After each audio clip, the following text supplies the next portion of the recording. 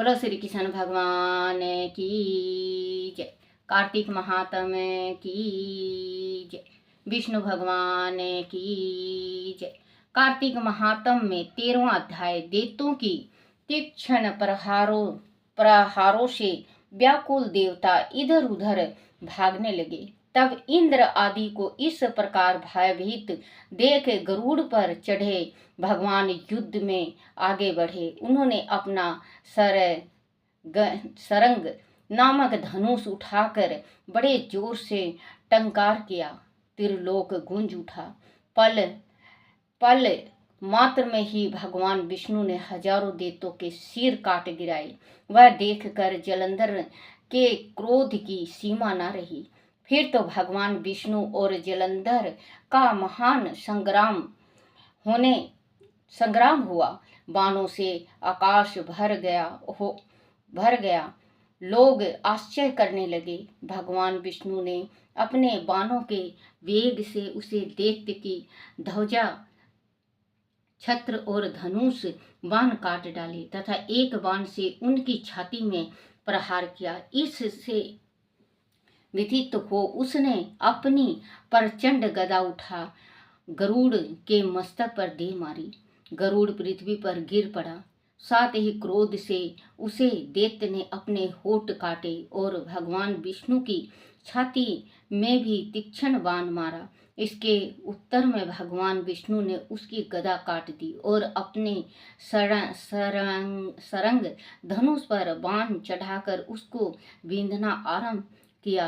जलंधर भी उन पर अपने पैने बाण बरसाने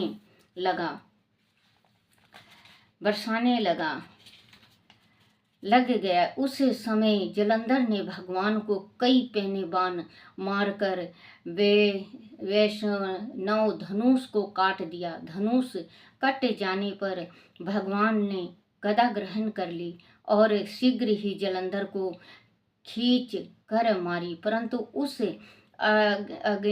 अग्निवित अमोघ गदा की मार से भी वह चलाया मान न हुआ और मदोमत हाथी के समान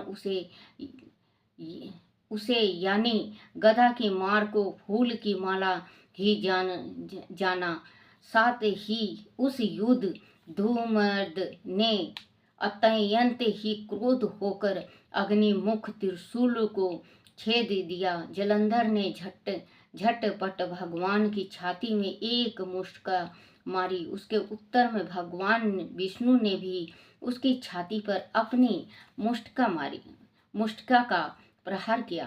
फिर दोनों घुटने टेक कर बाहों और मुष्टिका से वायु युद्ध करने लगे। कितने ही देर तक भगवान उसके साथ युद्ध करते रहे। जब वह कुछ असमित से हो गए तब सर्वश्रेष्ठ मायावी से भगवान उस दैत्य से मेघवाणी में बोले, हे रण दुमर्त दैत्य, श्रेष्ठ धन्य है जो इस महायुद्ध में इतने बड़े बड़े आयुधों से भी भयभीत न हुआ। तेरे इस युद्ध से मैं बड़ा खुश हूँ। तू जो चाहे वह मांग, मैं आदेश वस्तु भी आज तुझे दे दूंगा। मायावती भगवान विष्णु की ऐसी वाणी सुनकर जलंधर ने कहा, हे भायुक आदि, आप मुझ पर खुश हैं तो वर दीजिए कि आप मेरी बहन के सॉरी बच्चों माफ करना, साथ तथा अपने 100 कुटुंबियों सहित मेरे घर पर निवास करें। नारद जी कहते हैं, उसके ऐसे वचन सुनकर भगवान की खेद तो हुआ, किंतु उसी क्षण उस देवेश ने तथास्तु कह दिया। अब भगवान विष्णु सब देवताओं के साथ जलंधरपुर में जाकर निवास करने लगे। जलंधर अपनी बहन लक्ष्मी और देवताओं सहित भगवान की वहां पाकर बड़ा प्रसन्न हुआ। फिर तो देवताओं के पास जो रतन आदि थे उसके थे। उनके स्थानों पर दैत्य को रथ स्थापित करके जलंधर पृथ्वी पर आया। निशुंभ को पाताल में स्थापित कर दिया और दैत्य, दानव, यक्ष, गंधर्व, सर्प, राक्षस, मनुष्य आदि सबको अपना वशवर्ती बनाकर त्रिभुवन पर शासन करने लगा। उसने धर्म अनुसार पुत्रों के समान प्रजा का पालन किया। उसके धर्म राज में सभी सुखी थे। बोलो श्री कृष्ण भगवान की जय।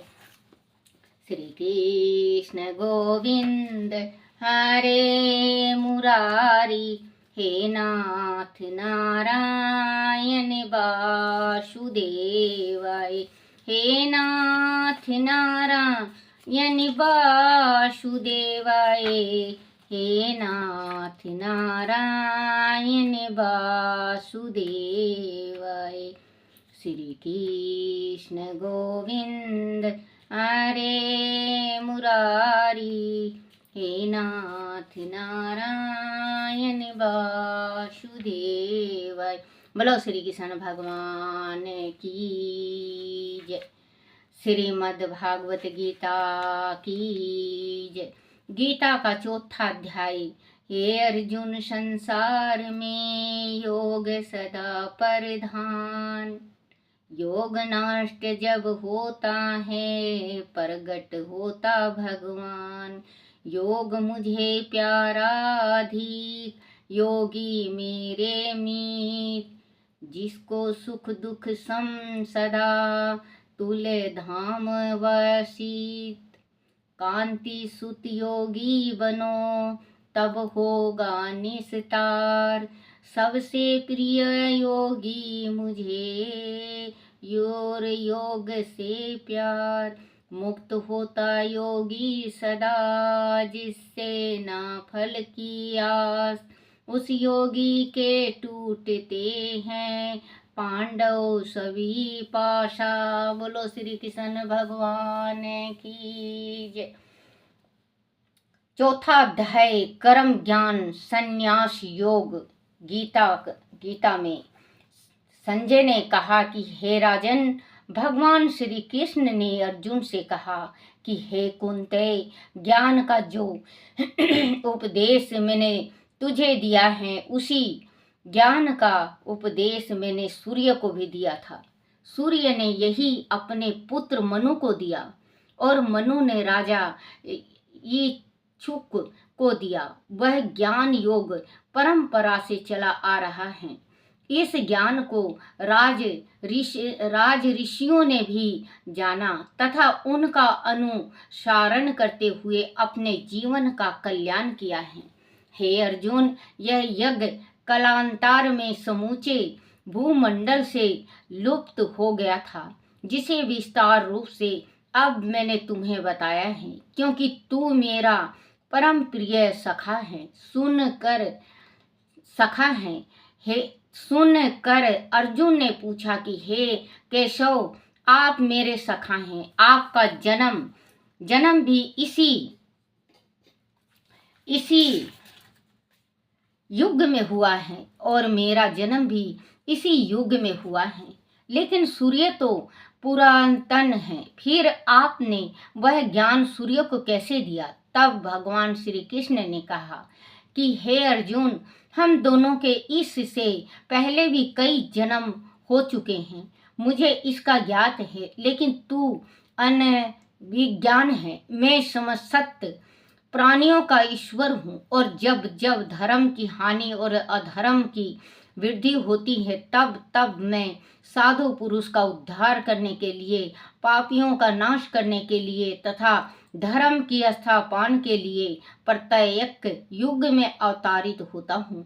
हे अर्जुन, जो प्राणी मेरे दीप जन्म और कर्म को जानते हैं, वही देह को त्याग कर मोक्ष प्राप्त करते हैं।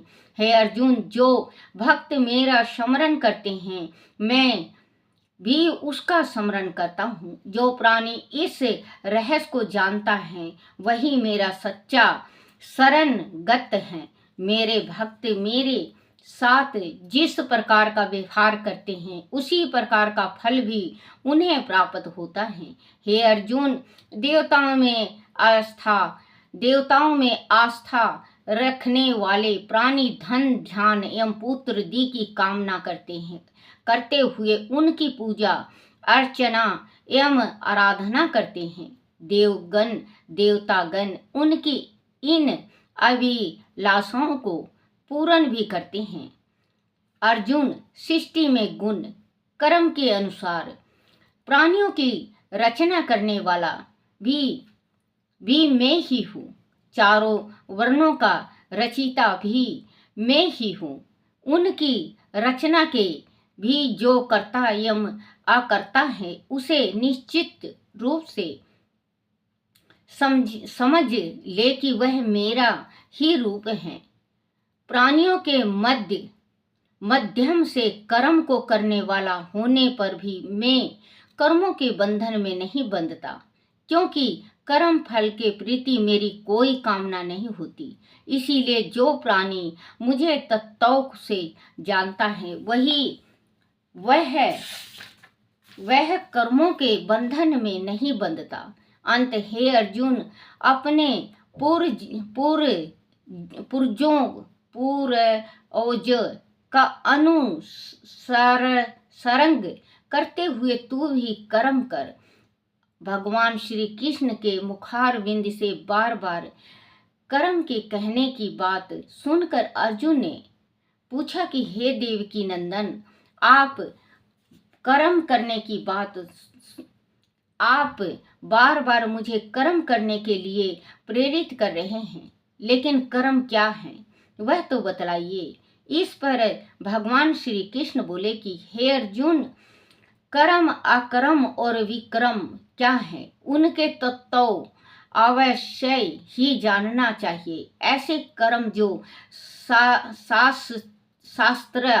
शास्त्र अनुसार किए जाते हैं वह नित्य कर्म दी कहलाते हैं। जो प्राणी अज्ञानता वश दुष्कृत्य कर बैठता है उसे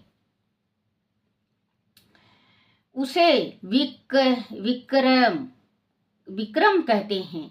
प्राणी आलस के वशीभूत होकर कर्म नहीं करता उसे अकर्म कहते हैं। जो प्राणी अहं की भावना तिरस्कृत करके कर्मों में कर्म के भाव को नहीं देखता, अज्ञानी के कर्म पर भी ध्यान नहीं देता, वह पुरुष सत्यकर्मी कहलाता है।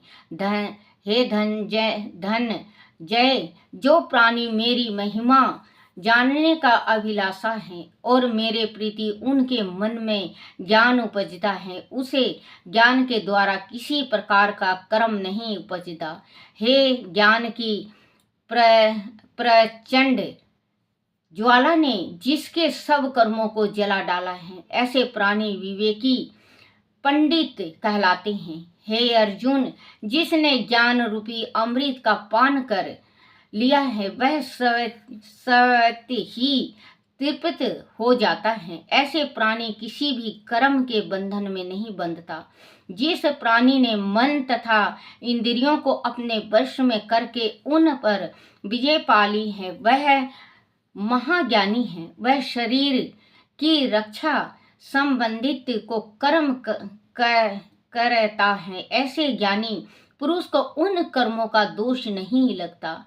हे अर्जुन, जिस प्राणी ने आत्मा तत्व का ज्ञान पा लिया उसका मन सदैव तृप्त रहता है। सुख दुख, सर्दी गर्मी, ईर्ष्या आदि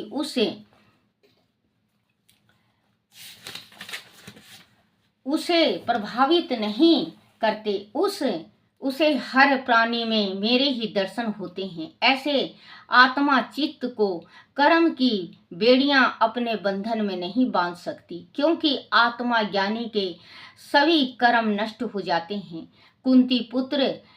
हे कुंती पुत्र अर्जुन, जो प्राणी सृष्टि द्वारा रचित हर पदार्थ में ब्रह्म भाव रखता है उसे सृष्टि के समस्त पदार्थ ब्रह्ममय ही दृष्टि गोचर होते हैं। हे धनंजय, अब अन्य प्रकार के योगों की भी सुन। पहला योग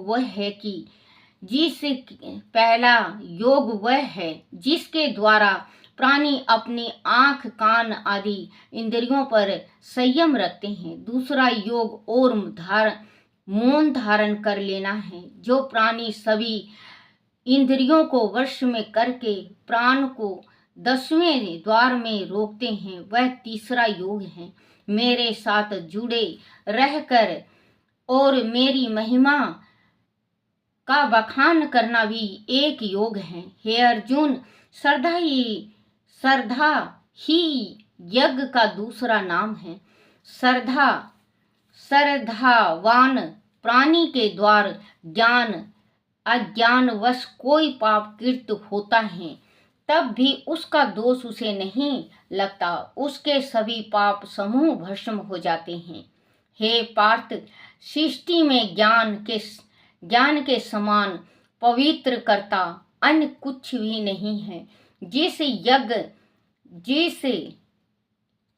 यहाँ ज्ञान प्राप्त हो जाता है, उसमें समय तत्व भाव का उदय हो जाता है। हे अर्जुन, इंद्रियों पर संयम रखने वाला और निष्कपट मन वाला प्राणी ही ज्ञान प्राप्ति के बाद परम शांति पाता है। जो प्राणी श्रद्धाहीन, स्वाध्याय ना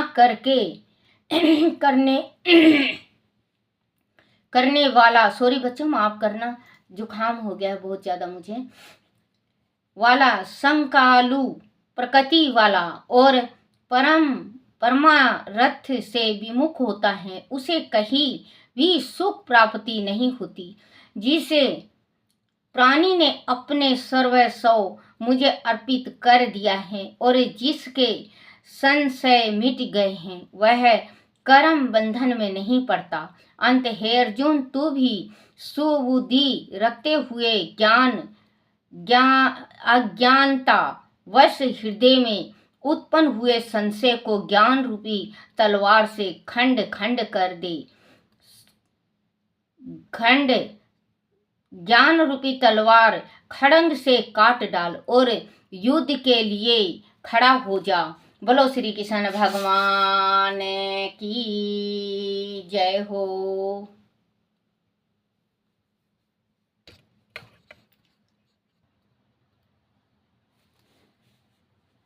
भागवत का चौथा अध्याय का महात्म।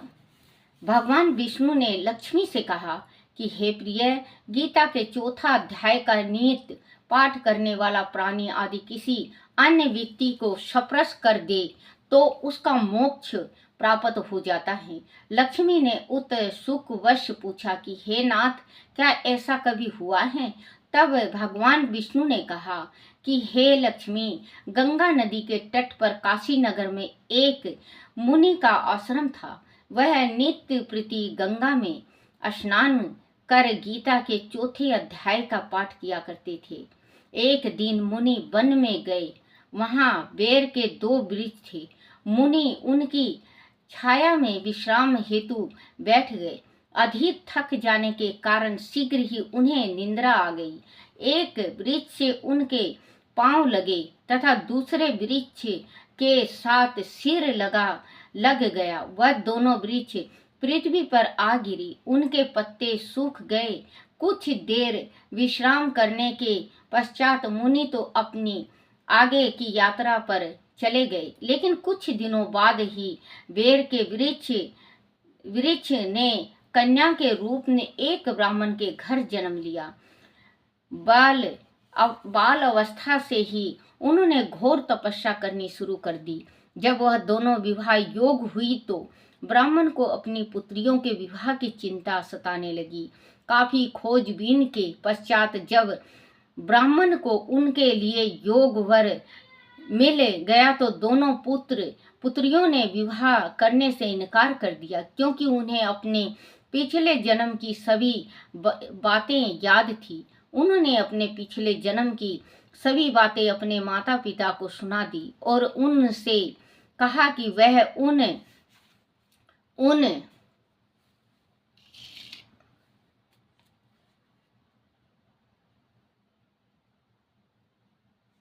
कहा कि वह उन मुनियों से मिलना चाहती हैं जिनके स्पर्श मात्र से ही उन्होंने उस अधर्म देह से मुक्ति पाकर मानव देह पाई है। फिर माता पिता से आज्ञा लेकर वह तीर्थ यात्रा पर निकल पड़ी। कुछ दिनों की यात्रा के पश्चात वह दोनों बनारस पहुंच गई। उन्होंने जंगल में एक तपस्वी को देखा जो आंख मूंदे अपनी तपस्या में लीन था। वह दोनों उस मुनि को पहचान गई और उन्हें साष्टांग प्रणाम कर चरण वंदना करने लगी। मुनि ने आंख खोली तो सामने दो कन्याओं को खड़े देखकर वह बोले कि तुम कौन हो बालिके। तब उन कन्याओं ने अपना परिचय देते हुए कहा कि हे मुनिवर, वह मानो देह हम आपके स्पर्श से ही प्राप्त हुए हैं। हम दोनों पिछले जन्म में बेर के वृक्ष की योनि थी। एक दिन आप वन में आए थे और बहुत थके हुए थे। शायद छाया में कुछ देर विश्राम करना चाहते थे। अंत आप बेर के वृक्ष की छाया में आकर बैठ गए। आपके लेटते ही बेर के एक वृक्ष से आपका सिर लगा तथा दूसरे से आपके चरण लगे। उसी क्षण हम बेर के उस वृक्ष की योनि से मुक्त हुए और एक ब्राह्मण के घर जन्म लिया। हम ब्राह्मण कुल में पैदा होकर काफी सुखी हैं। आपकी कृपा और स्पर्श मात्र से हमने सद्गति पाई है। फिर मुनि ने कन्याओं की इच्छा जानकर उन्हें गीता के चौथे अध्याय का फल दिया और दोनों कन्याओं ने मुनि को प्रणाम किया। उसके बाद मुनि उनके आश्रम की ओर चल दिए। उस दिन से दोनों कन्याएं गंगा तट पर स्नान करने के पश्चात गीता के चौथे अध्याय का श्रद्धा से पाठ करने लगी और मोक्ष को प्राप्त हुई। भगवान विष्णु ने कहा कि हे लक्ष्मी, जो प्राणी इस अध्याय का स्नान करने के पश्चात श्रद्धा से पाठ करेगा वह अवश्य मोक्ष को प्राप्त होगा। बोलो श्री कृष्ण भगवान की जय। श्री कृष्ण गोविंद हरे मुरारी, हे नाथ नारायण वासुदेवाय, हे नाथ नारायण वासुदेवाय, हे नाथ नारायण वासुदेवाय। श्री कृष्ण गोविंद हरे मुरारी, हे नाथ नारायण वासुदेवाय। श्री कृष्ण।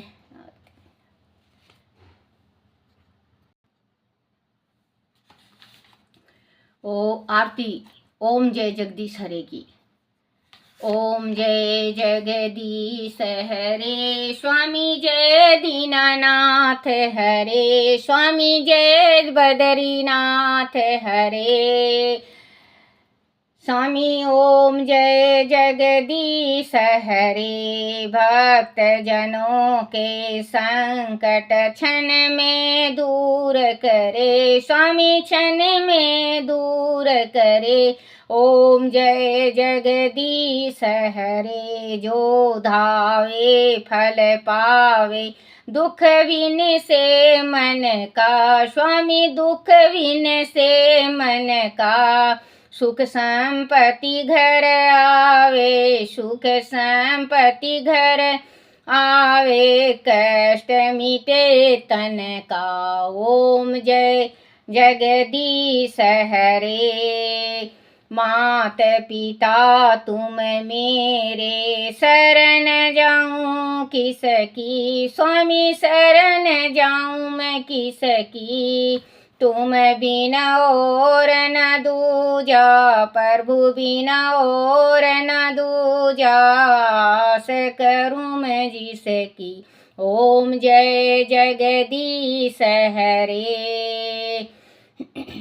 तुम पूरन परमात्मा तुम अंतर्यामी स्वामी तुम अंतर्यामी पार ब्रह्म परमेश्वर पार ब्रह्म परमेश्वर तुम सबके स्वामी। ओम जय जगदीश हरे। तुम करुणा के सागर तुम पालन करता स्वामी तुम पालन करता।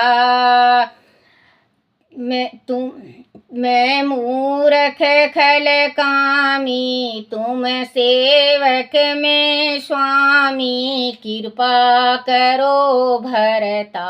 ओम जय जगदीश हरे। तुम हो एक अगोचर सबके प्राणपति स्वामी सबके प्राणपति। किस विधे मिलूं दया में किस विधे मिलूं शरण में मैं तुमसे कुमति। ओम जय जगदीश हरे। दीन बंधु दुख हरता तुम रक्षक मेरे स्वामी तुम ठाकुर मेरे। अपने हाथ उठाओ अपने हाथ उठाओ दौर पड़ा में तेरे। ओम जय जगदीश हरे। विषय विकार मिटाओ पाप हरो देवा स्वामी कष्ट हरो देवा। श्रद्धा भक्ति बढ़ाओ श्रद्धा प्रेम बढ़ाओ संतन की सेवा। ओम जय जगदीश हरे। ओम जय जगदीश हरे। स्वामी जय जगदीश हरे। स्वामी जय दीनानाथ हरे। स्वामी जय बद्रीनाथ हरे। भक्त जनों के संकट दास जनों के संकट क्षण में दूर करे। ओम जय जगदीश हरे। ओम जय दीनानाथ हरे। बोलो श्री कृष्ण भगवान की जय हो। हे मेरे परमात्मा हे मेरे कान्हा हे मेरे बंशीधर मेरे से कोई भूल चूक हो जाए हे मेरे विष्णु भगवान मुझे क्षमा करना क्षमा करना क्षमा करना और अपने भक्तों पे सदा कृपा बरसाना। बोलो श्री कृष्ण भगवान की जय हो।